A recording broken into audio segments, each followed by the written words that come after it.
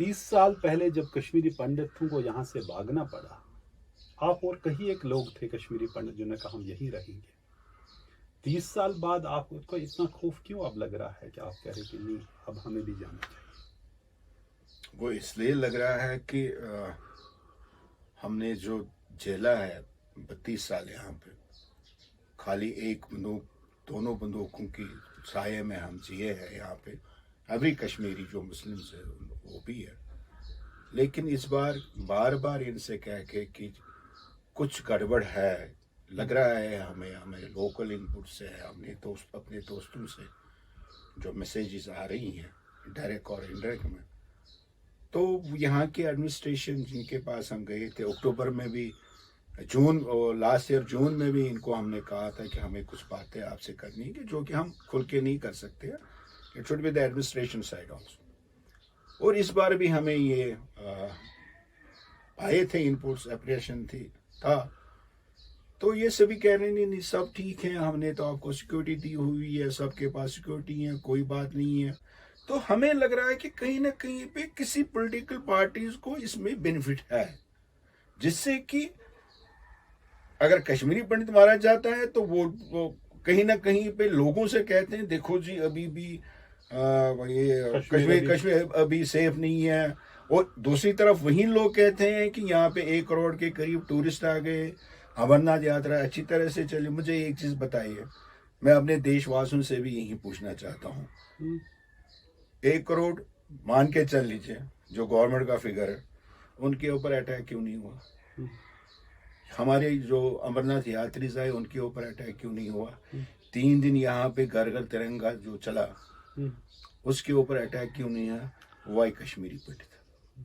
तो लेकिन सवाल यह है कि अब आपने जो बताया, जब आपने इतना सारा कुछ झेला, अब आप क्यों बता रहे हैं उनको? क्या यह सही फैसला है या आपको इस पे नजरसानी करनी पड़ेगी? मैं कहूँगा ना सही फैसला क्यों है। Specially I talk to the youth this time. उन्होंने कहा आग लगे कश्मीर को, हमें मिला क्या यहाँ पे पिछले 32 साल से?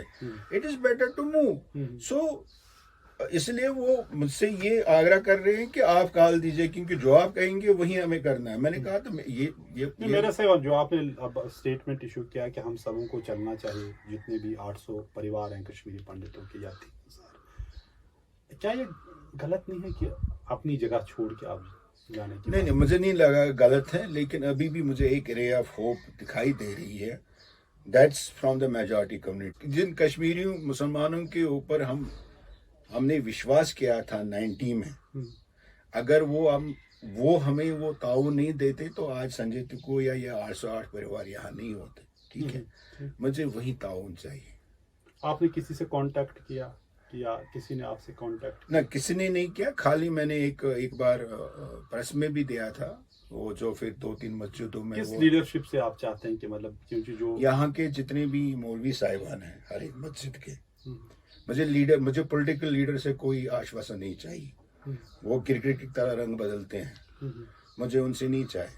जो यहाँ पे जो मस्जिद हमारे पास दाएं बाएं भी 4-5 मस्जिदें हैं, इसी तरह हर एक गाँव में है, मुझे उनसे ताउन चाहिए, उनसे हेल्प चाहिए।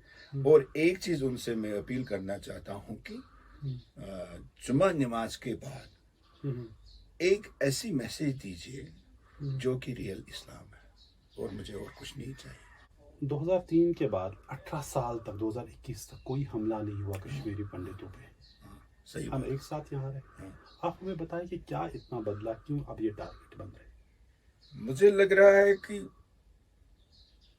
अगर मैं मतलब वो तो एक बड़ी बात होगी, वो मैं अभी नहीं बताऊंगा, लेकिन 5 अगस्त के बाद हमारे कुछ लोगों ने जो डांस वांस किए वहाँ जम्मू दिल्ली में, और यहाँ के लोगों को ये भी एक बदकिस्मती की बात है कि अभी भी उन लोगों को, यहाँ के कुछ लोगों को लग रहा है कि जो भी गवर्नमेंट ऑफ इंडिया करती है, भारत सरकार, चाहे अभी बीजेपी की सरकार है, उससे पहले कांग्रेस की थी, वो हमारे कहने पे करती है। ऐसा कुछ नहीं है।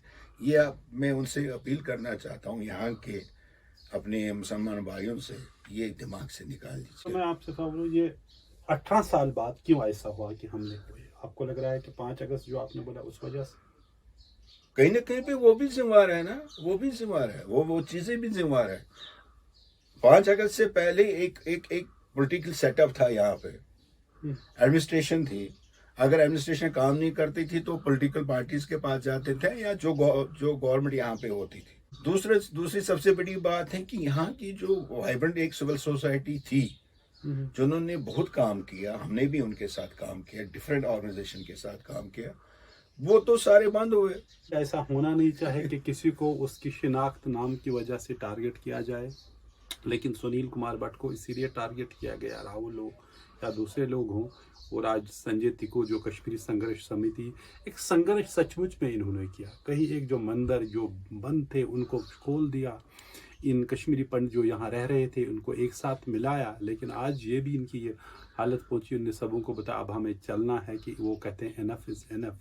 और ये राहुल भट्ट को जब मारा गया तो तब से 3 महीने से जितने भी कश्मीरी पंडित जो माइग्रेंट एम्प्लॉयज़ यहाँ थे, जो माइग्रेशन 90 में की थी, जिन्हें नौकरी दे के यहाँ वापस लाया था, सभी जम्मू गए हैं, और एक भी उनमें से एक भी मुलाजिम, सरकार के अपने ही मुलाजिम दफ्तर जाने से डरते हैं, क्योंकि उनको ये खतरा है कि उन पे कोई टारगेट अटैक